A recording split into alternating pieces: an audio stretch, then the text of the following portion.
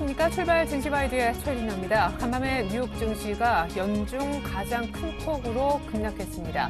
다우존스 산업평균지수만 기준으로 볼 때 이 전일에 200포인트 정도 하루 만에 내줬었는데요. 간밤에 여기에서 추가로 350포인트가 빠졌습니다. 이틀 동안 550포인트를 내줬다는 점이 될 텐데요. 그 전일에 아무렇지 않게 그냥 부합 정도로 끝났던 유럽은 하루 만에 이 같은 악재를 모두 반영하며 사실상 뉴욕보다 더 많이 빠졌습니다. 중국의 제조업 지표도 부진했었죠. 버냉키 여진이라 하기에는 이 전일보다 더 많이 급락하는 모습입니다. 전일 우리가 흔들렸었는데 이렇게 간밤에 뉴욕과 유럽까지 흔들렸으니 오늘 우리 개장하기가 무섭습니다. 일단 글로벌 증시 분위기부터 마감 정도 알아보겠습니다. 네, 지표가 많이 쏟아졌지만 그것보다 마감가 자체가 화제가 됐던 밤입니다. 간밤 뉴욕 증시는 버냉키 쇼크와 부진한 중국 제조업 지수의 영향을 받아 이틀째 하락하며 올 들어 가장 큰 폭으로 하락했습니다. 3대 지수가 2% 이상 밀렸는데요. 마디 지수인 다우 15,000, S&P 500, 1,600선 모두 깨졌습니다. 다우는 하루 만에 350포인트 추가 급락했습니다.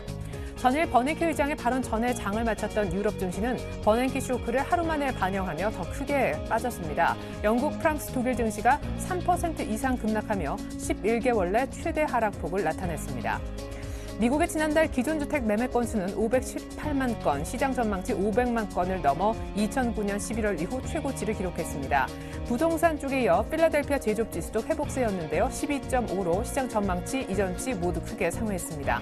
그렇지만 지난주 신규 실업수당 청구 건수는 이전치보다 18,000건이 늘어난 35만 4천 건을 기록하며 시장 전망치 34만 건을 상회했고요. 아울러 향후 미국의 경기를 예측한다는 경기 선행지수도 5월에 0.1% 증가에 그치며 전망치를 밑돌았습니다. 미국 연준의 후폭풍에 상품 시장도 크게 영향을 받았습니다. WTI 7월 인더분 가격이 3% 가까이 빠진 배럴당 95.40달러를 기록했고 8월 인더분 금 선물 가격도 전날보다 6.4% 급락한 온스당 1286.20달러를 나타냈습니다. 금값이 1300달러 선 아래로 내려간 건 지난 2010년 이후 처음 있는 일입니다. 네, 어느 정도 분위기인지 감 잡으셨습니까? 미국의 10년물 국채금리는 또 추가로 상승하며 미국 국채 가격이 뚝뚝 떨어지는 소리 들렸는데요. 오늘 저희가 일부를 통해서 준비한 소식부터 먼저 보여드리겠습니다.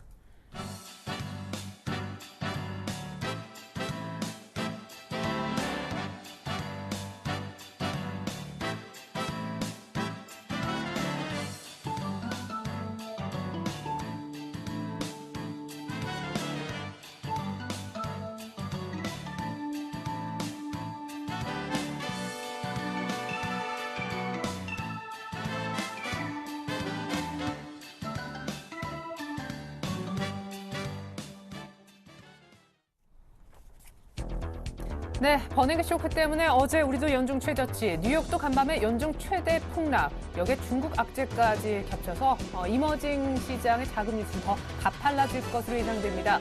코스피 당장 어디까지 추락할까요? 네, 안전하다 했던 1,900이 힘없이 내준 데 이어서 어제 2차 지지라인은 1,850 정도에서 겨우 걸쳐 끝냈습니다. 오늘 지금 예상 시가는 1,800이 약간 위태로울 정도인데요. 이렇게 되면 2,000 있다가 1,900, 곧바로 1,800까지 걱정하는 그런 분위기로 바뀌었습니다. 자, 오늘 코스피 어디까지 추락할지 두 분의 전문가 모시고 개장 전에 먼저 얘기 나눠보도록 하겠습니다. 플래닛 투자연구소에서 황규섭 팀장님이 나와주셨고요. 골든이글 투자자문 정태근 팀장님도 함께해 주시겠습니다. 안녕하세요. 네, 반갑습니다. 안녕하세요. 네, 자, 황 팀장님 코스피의 추가 하락 어디까지 열어둬야 됩니까? 일단은 오늘 더 빠질 거는 같죠? 네, 일단 뭐 오늘 빠지는 거는 미국장 자체가 워낙에 좀 많이 빠졌고 가장 큰 문제는 이거겠죠. 미국장이 FRB가 FOMC 회의가 끝나고 난 이후에 발표 이후보다 오늘 전일에 더 빠졌다는 것이 좀 가장 큰 문제인 것 같은데요. 그렇기 때문에 뭐 오늘 우리 장의 하락도 뭐 예상을 해볼 수밖에 없다고 생각을 하고 있습니다. 일단 전 1800선까지는 좀 열어둬야 되지 않나라고 판단하고 있는데요. 그렇게 판단하고 있는 근거는 MSCI 한국지수라고 보시면 될 것 같습니다. 현재 MSCI 한국지수가 전일에 한 3% 이상 급락을 했는데요. 그 부분 생각해 본다면 지금 뭐 외국인들이 생각하는 선은 1780선이라고 보시면 될 것 같습니다. 그 지수로 환산을 했을 때 말이죠. 그리고 이제 어제 미국장이라든지 유럽장 떨어진 것도 있지만 가장 중요한 것은 인도네시아라든지 브라질이라든지 이머징 마켓에 자금들이 상당히 좀 많이 빠져나가고 있다는 가장 큰 문제 문제인 것 같은데요. 그런 부분 생각한다면 우리나라에서도 이머징 마켓 중에서도 우리나라가 가장 좀 현금화하기 쉬운 나라 중에 하나이기 때문에 삼성전자를 팔면 되겠죠. 그렇기 때문에 우리 장에 좀 추가적인 급락은 어느 정도 좀 예상을 해야 되겠다라고 말씀드리고 싶습니다. 네, 1,800 정도까지 일단 보시는 거죠. 1,800 아래로 좀 열어두고 있습니다. 그럼 뭐 어느 정도? 그 MSCI 환산지수로 봤을 때 1780선 정도까지 예상하고 있습니다. 알겠습니다. 자, 그럼 정태근 팀장님은 뭐 비슷한 수준 정도 보세요? 네. 추가 하락한다면 코스피 라인은 어느 정도? 네.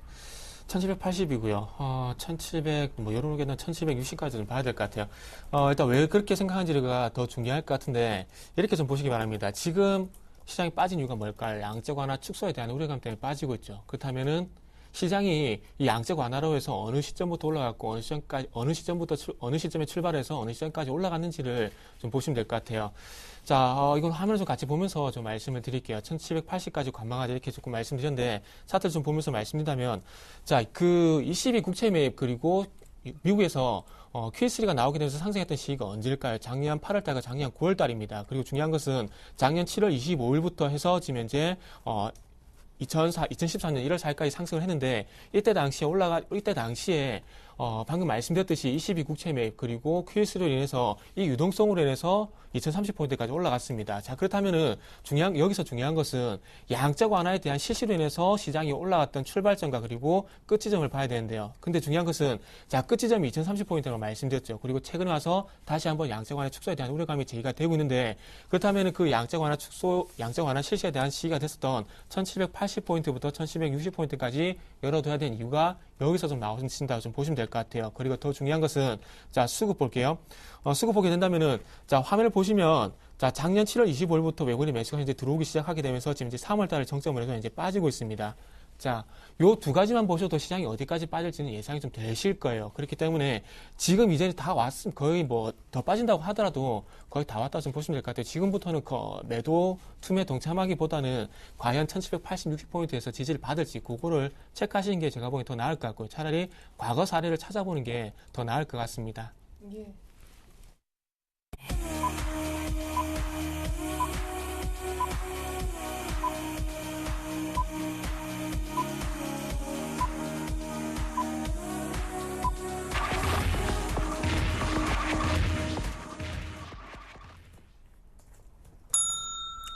(6월 21일) 금요일 우리장 개장했습니다. 자, 40포인트 정도 개파락 출발했습니다. 1810선이고요.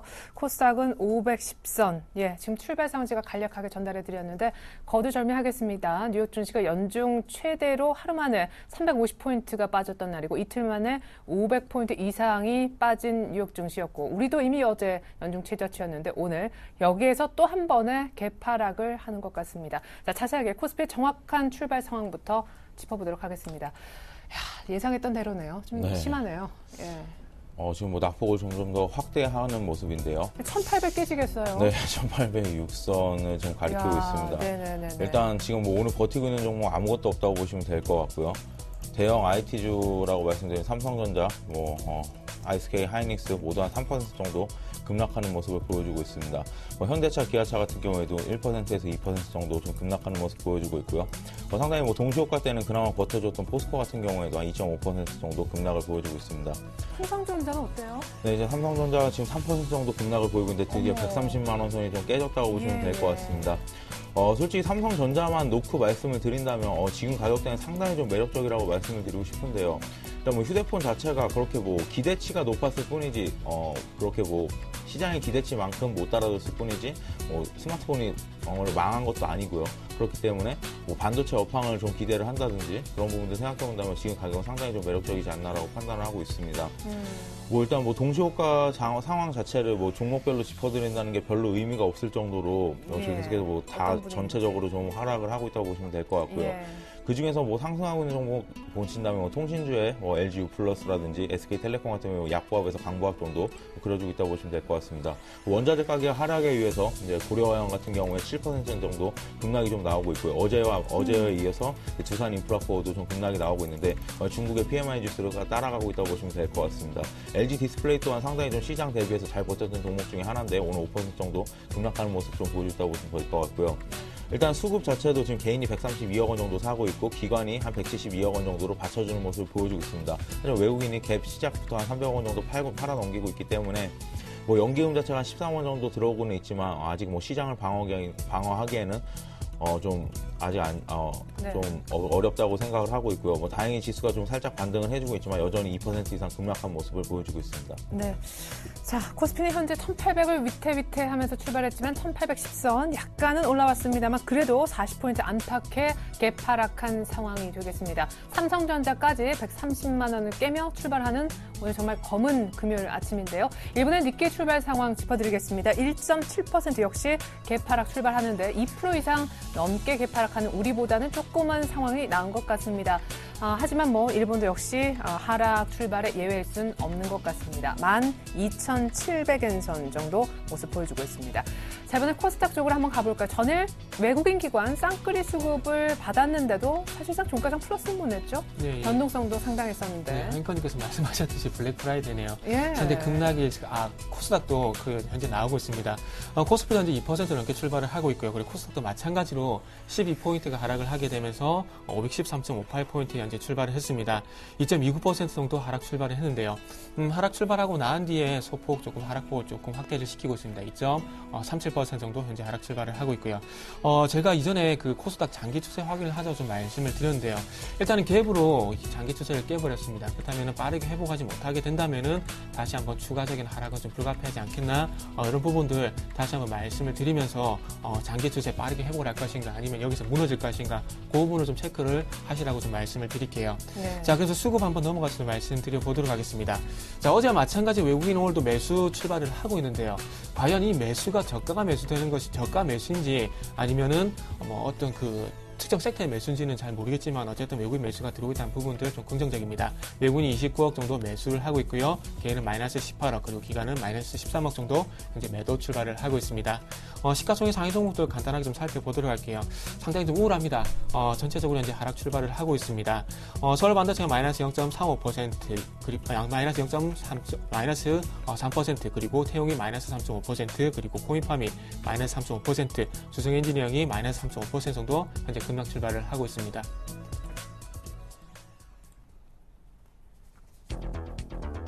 네, 버냉키 쇼크가 금융시장을 강타했습니다. 먼저 채권, 그다음 환율, 그다음에 주식. 사실상 내부적으로 이런 순위 아닐까 싶은데요. 원달러 환율은 어제 연중 최고치를 찍었고 오늘도 급등하고 있습니다.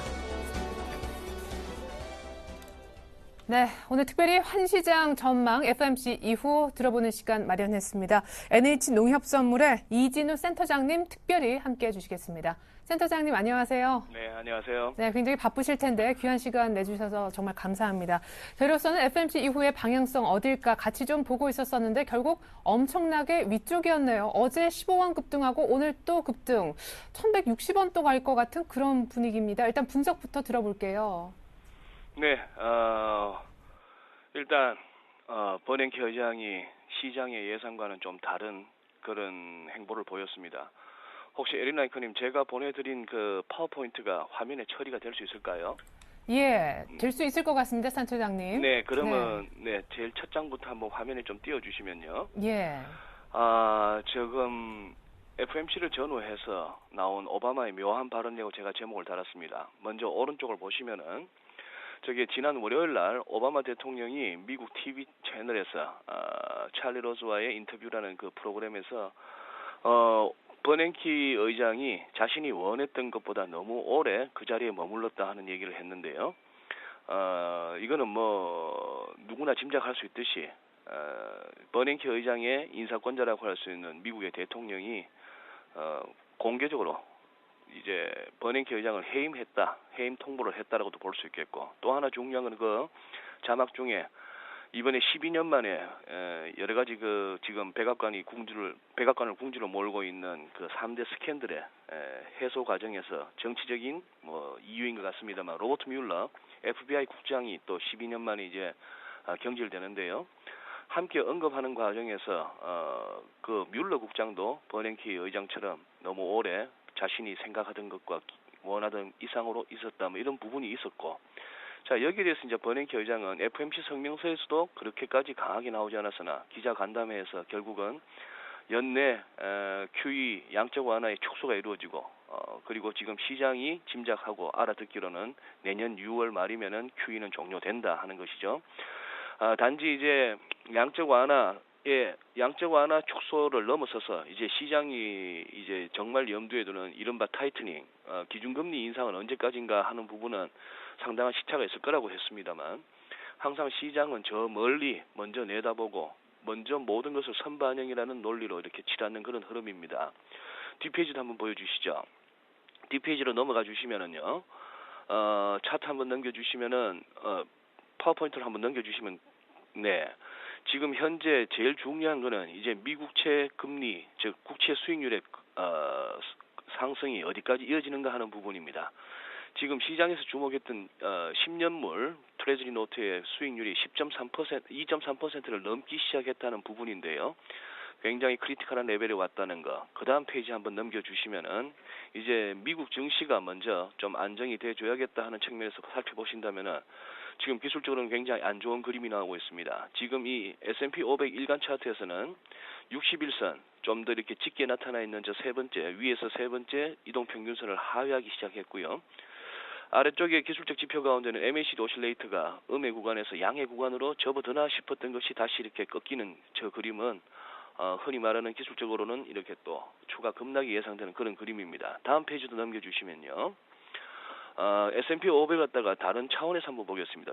다음 차트 보시면은 지금 이제 일간 차트를 이제는 일목균형표로 살펴보신다면 이제 기댈 언덕이라고는 이미 추세 우상향 작년 11월 버냉키 대통령과 미국 의회 지도자 간의 재정 절벽에 관한 협상이 건설적이었다 하는 그 보도 이후에 뉴욕 증시의 상승 랠리 추세선이 무너졌습니다만 이제 저 구름대 하단이 지지력을 발휘할 수 있을 것인가 하는 부분. 그 다음에 다음 페이지 또 한번 넘겨주시면요.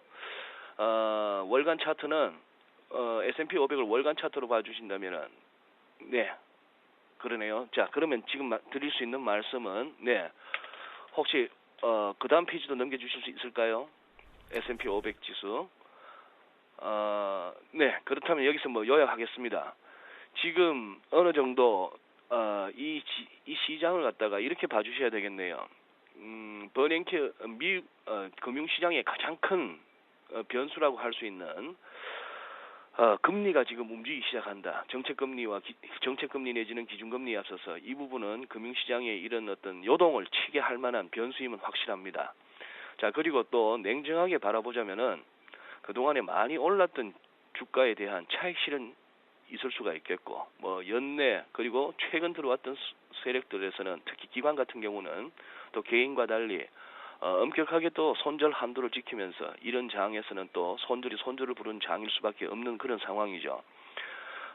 밤사이 이렇게 야간 지수 선물 시장에서 외국인이 좀 매수를 보이기 때문에 오늘 좀 달라지는 수급인가 싶었습니다만 여전히 우리 코스피 시장에서 외국인들의 현물 순매도가 이어지고 지수는 일단 해외 악재를 갖다 반영하는 단계인 것 같고요. 제일 앵커께서 일단 질문하셨던 환율 부분은 연중 고점이었던 1145원 30전이 어제 돌파되고 그리고 종가도 그 위에서 끝난 데에다 오늘 또다시 이렇게 갭업으로 1150원도 돌파되었다 하는 것은 바깥에서의 글로벌 달러 강세를 갖다가 반영할 수밖에 없는 그런 흐름으로 봐줘야 되겠습니다. 우리가 과연 선진국이냐 이머징이냐 MSCI 지수 분류 기준으로는 여전히 이머징이고요. 우리의 국민들의 인식은 이제 이머징은 벗어난 정도인가 아닌가 싶습니다만 우리 시장의 현실은 아직까지 좀 이머징이라 하는 부분에서는 해외 이머징 시장의 통화 가치의 하락 그리고 증시가 흔들리는 이런 모습들에 우리가 좀 자유로울 수는 없다 그런 부분입니다.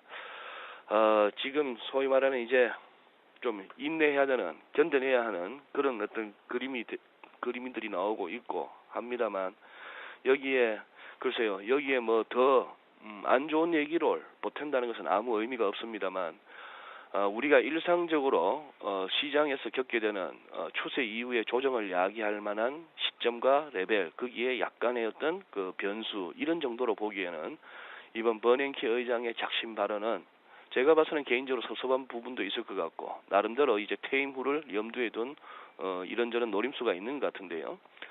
이 부분과 그리고 지난 2008년 이후 우리가 져져왔던 끊임없이 유동성이 공급된다 하는 부분이 줄어들기 시작한다. 유입되는 그 량이 줄어들고 결국은 중단되고 궁극적으로는 2년 후가 될지 언제가 될지는 모르겠으나 정책 금리도 오르기 시작한다 하는 부분은 이렇게 항공모함이 크게 유턴을 하는 그런 정도의 그림을 연상시키면서 좀 이렇게 판을 크게 봐주시고 계속해서 국내외 시황에도 좀 이렇게 그걸 하셔야 됩니다. 단 이렇게 또 주의하실 것은 지금은 주식 쪽에 포지션이 많은 사람 아니면 뭐 환율 관련해서도 환율이 오르거나 내렸을 때 이해관계가 엇갈리는 즉 포지션이 있는 사람들의 얘기보다는 좀 객관적으로 이렇게 시장을 얘기할 수 있는 그런 리포트, 그런 말에 좀 더 이렇게 신뢰를 두고 보셔야 될 것 같네요.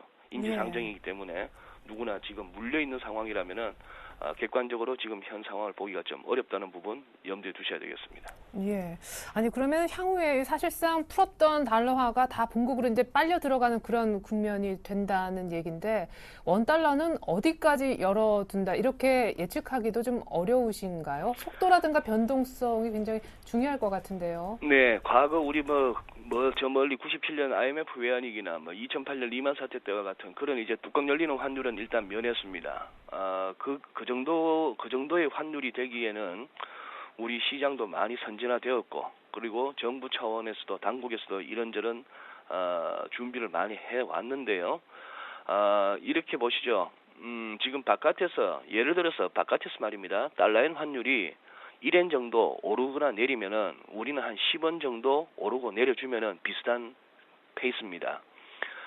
우리 서울 외환시장에서 환율이 바깥에서의 달러 강세 속도 이상으로 오버페이스하는 그런 경우가 아니라면은 같이 이렇게 어느 정도 가주는 게 필요하고요. 그런 측면에서는 시장이 과열됐다는 양상이 아니라면 당국은 좀 이렇게 내버려두는 그런 흐름이 필요하고. 글쎄요, 지금 이제 전고점이 돌파되고 기술적으로 위가 횡해진 그런 그림입니다만, 일단 한 1175, 85 정도가 단기적으로 봤을 때 한 1개월 이내 우리가 볼 수 있는 한번 노릴 수 있는 레벨이 아닌가 싶기도 합니다. 주식시장이나 외환시장이나 딴 거 없네요. 계속 팔기만 하는 외국인들이 언제 이 매도가 잦아들고 다시 이렇게 매수로 돌아서느냐 하는 부분이 주가든 환율이든 어떤 변곡점을 불러올 수 있는 그런 부분이다 하는 측면 계속 관찰하셔야 되겠습니다. 네, 한 가지만 더 여쭙겠습니다. 사실상 이머징 마켓 시대를 예고했었던 골드만삭스가 이제는 이머징 마켓 끝난 것 같다라고 얘기를 했다는데 객관성이 어느 정도 있을까요? 저는 개인적으로 골드만삭스 리포트를 믿지 않습니다. 예. 자기들 장사하려고 하는 리포트이기 그렇겠죠? 때문에요. 예. 네. 사실상 골드만삭스 자산운용의 대표였던 짐 오닐이 퇴임했다 하는 그 뉴스가 나왔을 때 이미 사실상 짐 오닐이 브릭스라는 용어를 만들었고 그 이후 마빈스, 믹트 등등의 신조어를 만들면서 이머징 시장의 증시의 랠리를 갖다가 주도했던 사람입니다. 그렇다면 골드만삭스의 그러한 어떤 행보는 뭔가 하면은 이미 자기들은 다 빠져나왔다는 얘기고요. 털고 나왔다는 얘기고 이제 이머징은 먹을 것이 없다 하는 그런 차원입니다. 이렇게 차트를 보면서 말씀드리면 더 좋겠습니다만 우리 시청자 여러분도 이런저런 다른 매체를 통해서 보실 수가 있겠습니다만 신흥시장들의 2008년 금융위기 이후에 주가 상승폭이나 그 상승 랠리의 속도를 보신다면은 지금 버닝키가 아니라 하더라도 지금과 같은 조정은 불가피하다. 우리가 조금은 힘든 장을 지나고는 있습니다만 그래도 객관성과 상식적인 판단은 함께 갖고 가야 될 것 같습니다. 예, 그래요. 감사합니다. 무엇보다 뭔가 항공모함이 크게 유턴하는 듯한 큰 판을 좀 이해할 필요가 있다라고도 조언 주셨고 객관적인 시각이 어느 때보다 요구된다라는 조언도 아주 귀하게 전해드렸습니다. NH농협선물 이진우 센터장님과 함께했습니다. 외환 전망 감사합니다. 네, 고맙습니다.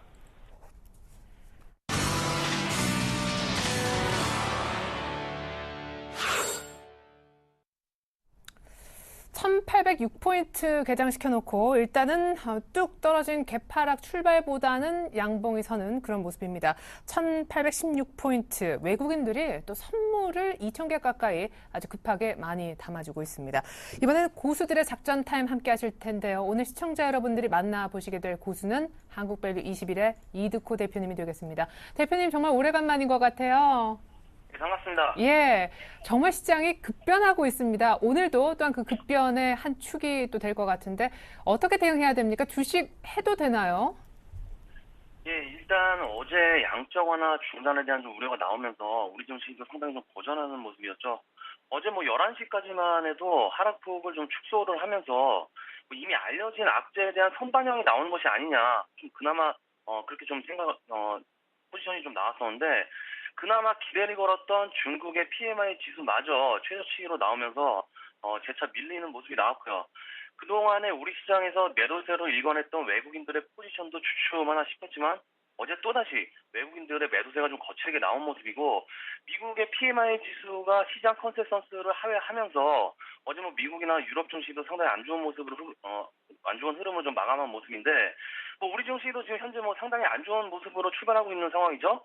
일단 제가 지난 시간에 몇 가지 가설을 제시해드렸었죠. 삼성전자의 흐름 그리고 코스피 월봉, 60월봉의 지지 여부를 좀 말씀드렸는데 일단 삼성전자의 흐름이 현재 상당히 좀 안 좋습니다. 현재 차트를 보면서 설명을 드리면 뭐 다들 아시겠지만 외국인들의 매도세로 인해서 장기 이평선들은 전부 거의 다 무너뜨린 모습이고요. 현재 제가 상당히 우려스럽게 보는 게 삼성전자의 월봉 차트의 모습인데 월봉 차트를 현재 보시면 지난 시간에 한번 말씀드렸던 게 20월봉, 60월봉에 딱 걸쳐 있는 모습입니다.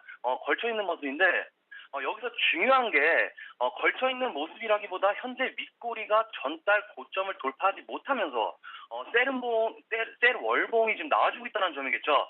거의 뭐 우리가 급등주로 따지면 최고점에서 매도가 나오는 캔들의 모습이 좀 나오고 있기 때문에 현재 20월봉인 130만 원대를 종가상 이탈을 하게 된다면 삼성전자가 120만 원대까지 하락하는 건 시간 문제다. 저는 이렇게 판단을 하고 있습니다.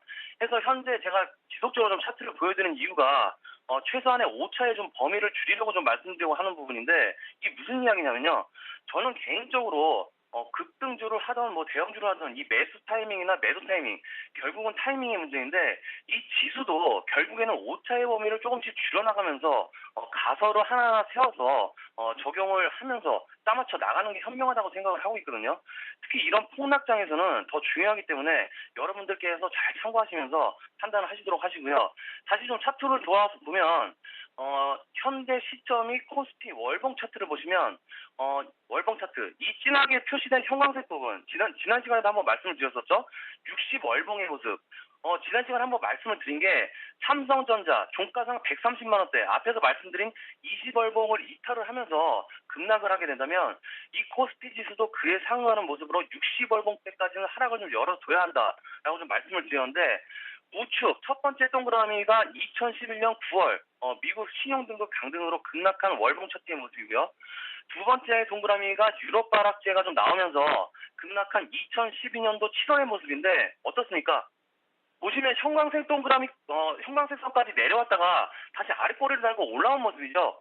해서 이 미국 신용등급 강등 그리고 유럽발 악재 때와도 마찬가지로 이 형광색 선인 60월봉의 모습 1750에서 60포인트 정도가 되는데 앞에서 말씀드린 그런 악재에도 이 60월봉을 지지하는 모습이 좀 나와주었기 때문에 저는 현재 시점에서는 코스피 주식 매수보다는 조금 더 지켜보자라고 좀 말씀드리고 있는 부분이고요.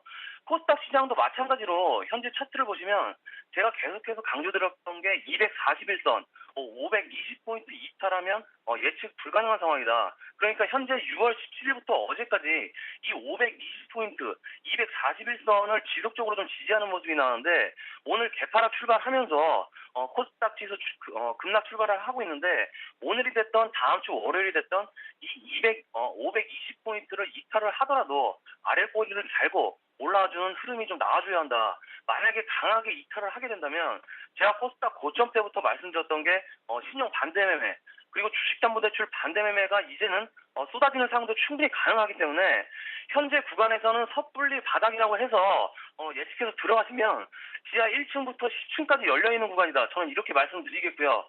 최근에 뭐 회원분들 상담 들어오는 부분이 대부분 바닥인지 알고 샀다가 물렸습니다. 이런 상담이 대부분입니다. 그러니까 지금 이 방송을 들으시는 분들께서도 절대로 섣불리 예측을 하셔서 안 좋은 결과가 있는 상황은 절대로 피하셔야 한다. 저는 좀 이렇게 말씀을 드리겠습니다. 그래서 제가 최근에 지속적으로 좀 종목을 말씀을 안 드리는 이유도 의미가 있나 싶을 정도로 시장이 오늘 사서 수익을 내면 내일 바로 손해보는 구간이 반복이 되고 있기 때문에 신규 종목을 공략한다라기보다는 시청자 여러분들이 가지고 계시는 종목들 위주로만 현재 관리를 하는 시점이 맞다. 저는 그렇게 판단하고 있고요. 그래서 결론적으로 좀 말씀을 드리면 현재 구간이 뭐 투자자들 전부 힘든 구간입니다. 힘든 구간인데 그때마다 항상 우리가 반복했던 패가 뭡니까? 바닥에서 팔고 고점에서 사는 것이죠. 그래서 이번 하락장에도 이 여러 가지 가설을 세우고 오차의 범위를 줄여서 절대로 그런 일이 반복하지 말자 이렇게 좀 말씀드리면서 정리해드리도록 하겠습니다. 어려운 장입니다. 힘들 내시고요. 파이팅들 하십시오. 고맙습니다. 네. 지금 매수 좀 늦추자라는 확인해야 될 것들이 많은데 기술적 분석 집중적으로 좀 들어볼 수가 있었네요. 한국밸류21 이두코 대표님 함께 해주셨고요. 계속해서 출발 키포인트 브리핑이 이어지겠습니다.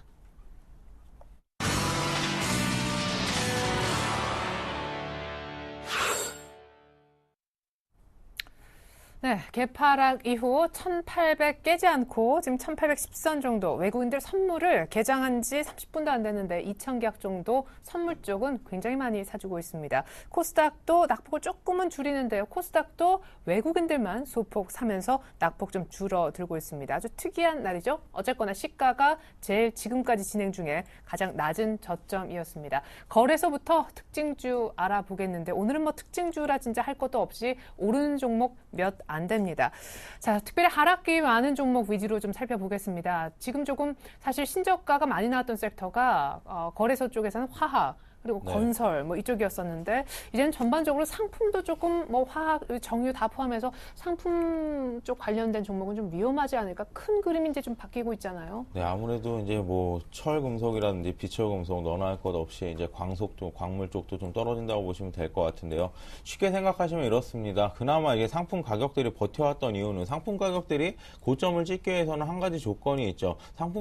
상품들이 소요가 되는 것이 다 제조업입니다. 즉 제조업 지수가 나아져야 되고요. 국내 상품 시장에서 가장 연관이 많은 것은 아무래도 중국 시장이겠죠. 그럼 중국의 제조업들이 좀 나아져야 되는데 그런 부분들이 많이 좀 좋지 않았습니다. 가뜩이나 이제 PMI 지수 같은 것도 다 떨어지게 나오고 있고요. 네. 그렇기 때문에 중국에 기대고 있던 화학 정유주 같은 경우에는 특히나 좀 안 좋았다고 보시면 될 것 같고요. 고려아연이라든지 이렇게 나머지 비철금속 이쪽은 아무래도 돈의 유동성 때문에 약간 좀 버텨왔던 부분들이 있습니다. 상품 가격이 QE1 때나 2 때처럼 그렇게 급하게 올라가진 않았지만 그래도 이렇게 버텨줬던 부분들이 있는데 이제 QE가 중단이 되겠다고 선언을 한 이상 어느 정도 좀 떨어질 것으로 예상을 해볼 수가 있겠습니다. 현재 뭐 고려아연 같은 경우에 5.5% 정도 그런 급락하는 모습 보여주고 있는데 상당히 좀 힘든 시장이라고 보시면 될 것 같습니다. 네, 한 가지 자동차 얘기를 안 할 수가 없는데 어제 사실 현대차는 오를 수도 있었을 정도로 물론 보합으로 끝났지만 어제같이 연중 최저치에도 안 밀리고 오늘도 기껏 0.48%, 0.5% 약보합입니다.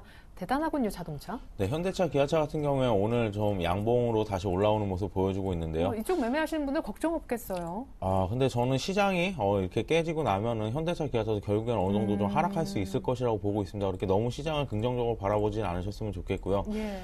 분할 매수 관점이나 이런 부분들이라면 저는 가능하다고 생각을 합니다. 하지만 뭐 지금 와서 신규 매수로 신규 포지션으로 확 잡아 들어가겠다 이런 부분은 좀 아니라고 생각을 하고 어차피 지금 계속해서 전문가들이나 저도 생각하는 것이 똑같다고 생각을 합니다. 신규 매수 자체는 이렇게 분할로 좀 접근을 하시되 저가를 우리가 최저가를 예상할 수는 없는 거니까 그런 부분으로 접근을 하셔야 되고요. 그리고 이제 보유자들의 좀 관점이라고 생각을 하고 있습니다. 보유자분들 같은 경우에 뭐 계속해서 보유하는 건 나쁘지 않다고 생각을 하지만 오늘 같은 경우에 뭐 매도세도 대부분 외국계 차트에서 좀 나오고 있고 기관들이 좀 받쳐주고 있긴 하지만 그 매수세가 상대적으로 좀 약하기 때문에 아무래도 시장 상황을 보고 가자. 현대차, 기아차가 아무리 좀 잘 나간다고 자동차 쪽이 아무리 잘 나간다고 하더라도 시장을 이길 수는 없다는 거 분명히 명심하시고 접근하셨으면 좋겠습니다. 네, 감사합니다. 이번에는요, 코스닥의 상황을 조금 알아보도록 하겠습니다. 코스닥도 지금 510선 정도 2%대 마이너스를 기록하고 있는데 오늘 역시 오른 종목 거의 없지요. 네. 특별한 테마라도 있나요? 일단은 뭐 종목을 어떤 부분을 좀 보는 게 좋을까요? 오늘 그 신용등급 하향 조정대 얘기가 상당히 좀 많이 나오고 있거든요. 네. 오늘 뭐 그 하림이란 종목도 좀 있을 것 같은데요. 하림이란 종목 지금 현재 하림이란 종목이 지금 신용등급 하향 조정으로 해서 뭐 하락을 하고 있다는 뉴스도 나오고 있는데, 그리고 테마라고 할 수 있는 부분이 죄송합니다. 일단 하림 얘기를 마무리 짓고 일단 그 테마적인 부분 하나 좀 짚어보도록 할게요. 일단 신용등급 하향 조정에 대한 얘기가 나오고 있는데요. 일단은 뭐 그 신용등급이 안정적에서 부정적으로 전망이 바뀌게 되면서 지금 이제 오늘 8.3%, 뭐 9% 가까운 이제 하락세를 보여주고 있습니다. 일단은 신용등급이 하향이 조정된다는 건 지금 현재 그 시중금리가 시중금리라기보다는 아무래도 국채금리라 보는 게 맞겠죠. 국고채금리. 금리가 올라가게 되면서 시중금리가 상승하게 되고 그리고 회사채 금리 상승으로 해서 자금 조달 우려가 되는 상황 속에서 지금 신용등급이 하향 조정된다는 건 그만큼 기업의 유동성 우려감, 그러니까 조달금리가 올라간다는 그런 염려 때문에 이러한 부분들이 좀 안 좋은 시장 속에서 좀 악재가 되는 게 아닌가 좀 생각이 되고 있습니다. 그래서 신용등급 하향 조정은 어쨌든 시중 자금 조달 그리고 조달금리 이런 부분과 좀 연결시켜 보시는 게 맞을 것 같고요. 네. 그리고 최근에 뉴스를 보셔서 잘 아실 것 같은데요. 최근에 그 층간 소음에 대한 얘기가 상당히 이슈가 지금 되고 있습니다. 9시 뉴스를 많이 보셨을 것 같은데요. 그렇게 되면서 뭐 안 좋은 사건 사고들이 많이 생기고 있는데 아침부터 동성화학이 조금 부각이 되고 있습니다. 동성화학 같은 경우에 뭐 차세대 단열, 흡입 문제 같은 멜라닌 폼 뭐 공개를 하게 되면서 이 부분의 어떤 시장 수요를 충족시키게 되면서 여기에 대한 매출 증가에 대한 기대감이 일단 선반영이 되는 것이 아닌가 생각이 되고 있어요. 오늘 상한가에 진입을 했는데, 자, 일단은 뭐 상한가 진입을 했습니다. 이거 뭐 따라갈 수는 없겠죠. 근데 중요한 것은 아직까지는 기대감이라고 봐야 되는 겁니다. 이 회사에서 나오고 있는 멜라민포, 뭐 빅섬이라는 제품인데, 이 빅섬이라는 제품이 어떤 지금의 기대감처럼 많이 팔려 나가는지 그런 부분도 좀 보시면 될 것 같아요. 예를 들게 되자면은, 전자결제주가 작년에 그 상당히 좀 강했었죠. 뭐 어떤 그 모바일 시장에 대한 기대감 때문에 상당히 많이 올라갔었는데, 실질적으로 실적이 나온 종목들은 버티고 있고요. 하지만 실적이 안 받친 종목들은 현재 조금 흔들리고 있습니다. 그래서 이런 부분들에 한번 예를 들어보게 된다면 동성화학 같은 경우는 어쨌든 층간소음에 대한 어떤 테마성이 아직까지 상당히 크고요. 그리고 이 회사에서 나오는 조금 전에 말씀드렸던 빅섬이라는 제품이 앞으로 얼마만큼 팔려 나간지도 좀 수요조사 이런 부분도 좀 중요할 것 같습니다. 네, 오늘 아침 거래가 급등하는 그런 종목 가운데 삼성전자 다음으로 거래가 많은 것이 바로 레버리지라고 지금 집계가 나오고 있는데요. 아무래도 지수가 의외로 많이 하락하니까 뭐 물렸던 사람도 소위 물타기 하고 있지 않을까 생각이 듭니다. 이제 올라오겠지. 이 정도면 올라올 거야라고 생각을 하는 것 같아요. 일단 뭐 예전에 학습 효과가 좀 강하다고 보시면 될 것 같은데요. 예전에 박스권 매매들 하시던 분들 보면은 뭐 2000선에서 1900선 박스권 매매하시던 분들 1900선 오면 레버리지 샀다가 2000선 오면 인버스 사고 이런 부분들이 많았는데 말씀하신 것과 마찬가지로 물리신 분들이 좀 물타는 부분도 있을 것 같고요. 하지만 저는 좀 이런 상황으로 보고 있습니다. 지금 지수가 이렇게 급락할 때는 ETF가 어느 정도 답이라고 볼 수도 있겠는데요. 왜냐하면은 지수가 이렇게 급락하는데 종목 고르기가 상당히 좀 쉽지 않습니다. 오히려 시장을 어느 정도 예측을 하고 분할매수 접근하는 것이 맞기 때문에. 근데 요즘 시장 예측도 어려워요. 네, 그러니까 레버리지라든지 인버스 그 둘 중에 하나를 아니면 양매수를 해서 가져가는 것도 어느 정도 시장에서 좀 많이 벗어나지 않는다고 생각을 하고 있고요. 그렇게 생각하시는 분들이 많기 때문에 레버리지나 좀 인버스에 좀 많이 접근을 하시는 것 같습니다. 하지만 저 같은 경우 인버스 같은 경우 어느 정도 좀 늦었다고 판단을 하고 있고요. 왜냐면 지금에서 시장 하락해봐야 뭐 아까 뭐 다들 말씀하신 1700 후반대를 좀 말씀을 하시는데 1700 후반대를 해봐야 뭐 지수상으로야 크지만 뭐 인버스로 먹기에는 몇 프로 안 되기 때문에 그렇죠. 그런 부분들보다는 오히려 좀 레버리지를 분할로 접근하시는 게 맞지 않나라고 판단하고 있습니다. 예. 자, 이 정도로 하고요. 전일 수급 특징주 보고 무엇보다 더 중요한 오늘은 종목보다 시장에 관한 전반적인 조언 받아보도록 하겠습니다. 전일 수급 특징주입니다. 자, 전일 수급 특징주는 나름대로는 의미가 있을 수 있겠습니다. 전일 연중 최저치 꽤 많이 빠졌던 날이죠. 외국인들도 4,500억 하루 만에 또 던지면서 10일 연속 팔았고 이 기간 동안 4조 넘게 정리했는데요. 가장 많이 산 쪽이 뭐 규모가 아주 큰 건 아니었지만 롯데케미칼, 대우조선해양, 삼성중공업, 조선주 두 개 이름 올라와 있네요. 롯데케미칼을 소폭 산 것도 특징적입니다. 역시 매도 첫 번째로 가장 많았던 종목 삼성전자, LG디스플레이 외국인도 어제 급락에 일주한 모습입니다. 네, 기관이요. 한 2,300억 정도 대신 방어를 해줬었는데 역시 삼성전자, 현대차, 기아차, 다섯 번째로 모비스 이런 순으로 샀고요. 기관은 그러나 롯데케미칼을 사주지 않았습니다. 현대중공업은 매수는커녕 일단 매도 상위에 올라와 있고요. 현대제철 팔았습니다. 하이닉스도 계속해서 뭐 1, 2위는 아니지만 한 네다섯 번째 정도로 계속 정리. 레버리지 많이 팔았네요.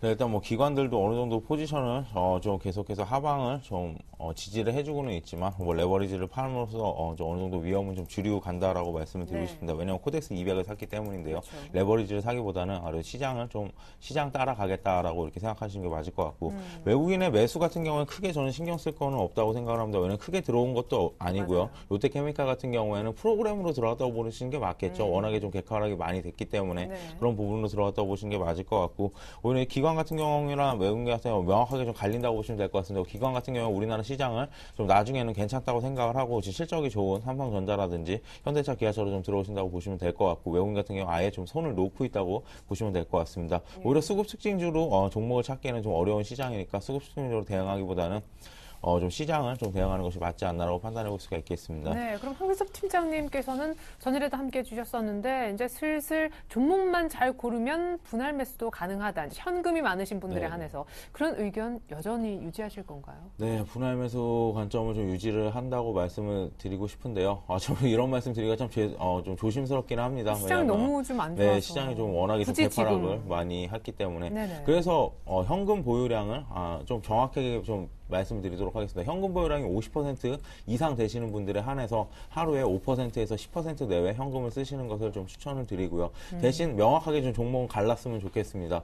지금 상황에서야 삼성전자, SK 하이닉스, 현대차, 기아차, 그리고 여타 반도체 관련 장비주들, 그 OLED 관련주 장비주들, 그리고 후공정 업체들, 그리고 이제 자동차 부품주들 딱 요 정도 섹터로만 접근을 하시고 종목은 최대한 좀 압축하셔서 가져가셨으면 좋겠고요. 특히나 이제 스마트폰 부품주라든지 이쪽에 아직까지 기대를 하고 있거나 이런 분들 같은 경우에는 다음 주 이상까지 어느 정도 좀 보고 좀 대응을 하자라고 말씀을 드리고 싶고 특히나 신용잔고가 높은 종목들은 좀 조심하셨으면 좋겠습니다. 왜냐하면 코스닥 시장이 어느 정도 신용 물량이 지난주부터 1차로 털리긴 했지만 아직까지 나오지 않은 물량들이 상당히 좀 많다고 생각을 하고 스탁론이라든지 이런 부분들 많기 때문에 다음 주까지 좀 지켜보신 다음에 신용 물량이 좀 어느 정도 나간 이후 좀 접근하셨으면 좋겠습니다. 예, 자 낙폭은 다시 40포인트 이상으로 벌어지고 있습니다. 이제 자동차도 같이 좀 슬슬 빠지려고 합니다. 자, 전일 코스닥 수급 특징주 보고 우리 정태근 팀장님의 조언까지 듣겠습니다.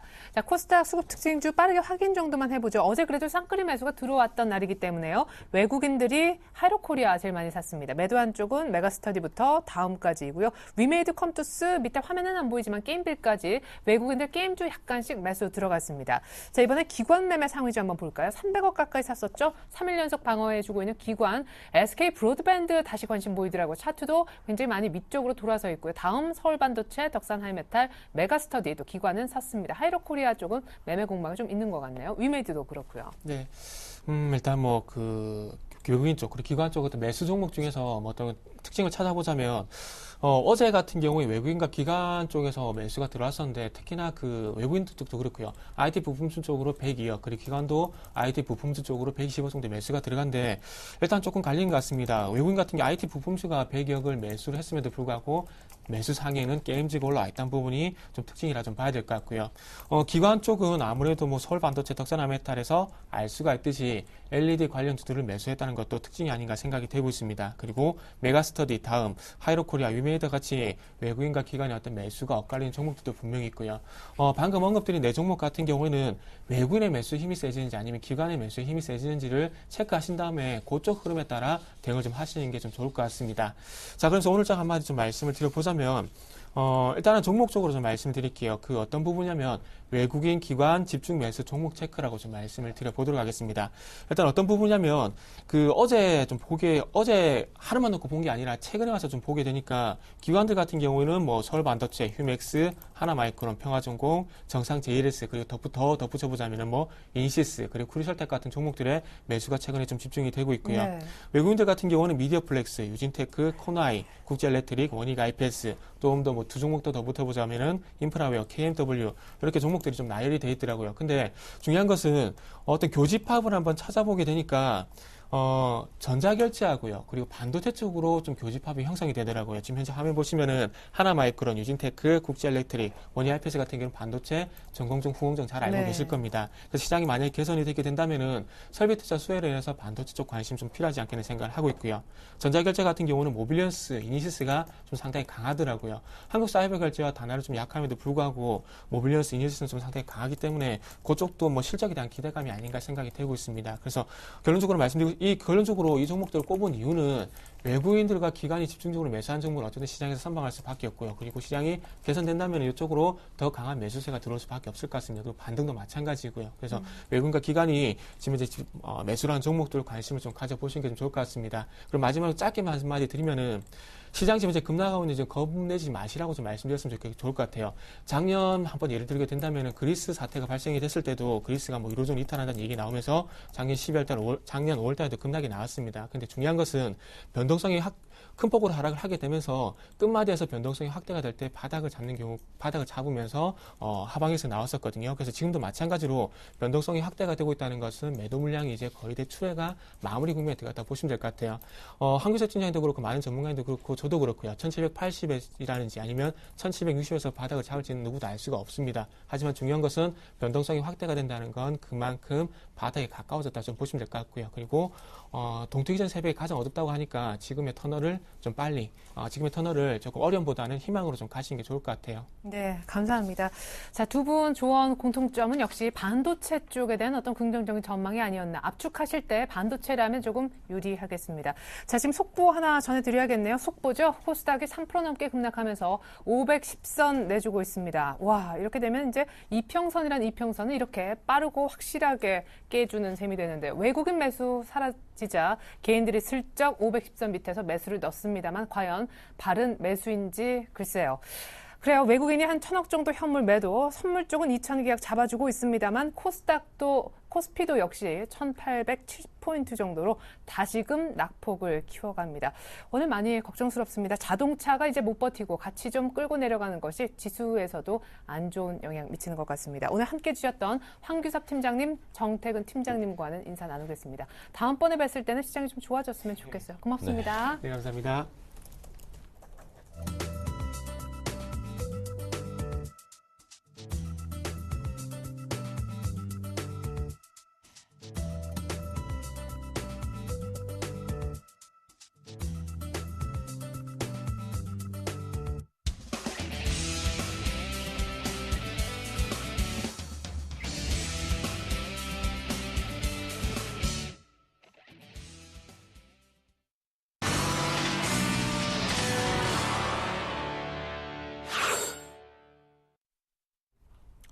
네, 어제 이어서 오늘도입니다. 주가, 채권 가격, 우리 원화 모두 다 약세를 띠는 트리플 약세가 이어지고 있습니다. 우리만의 일은 아닌 것 같습니다. 버냉크 쇼크로 간밤에 뉴욕 증시도 연중 최대 수준으로 폭락을 했었는데요.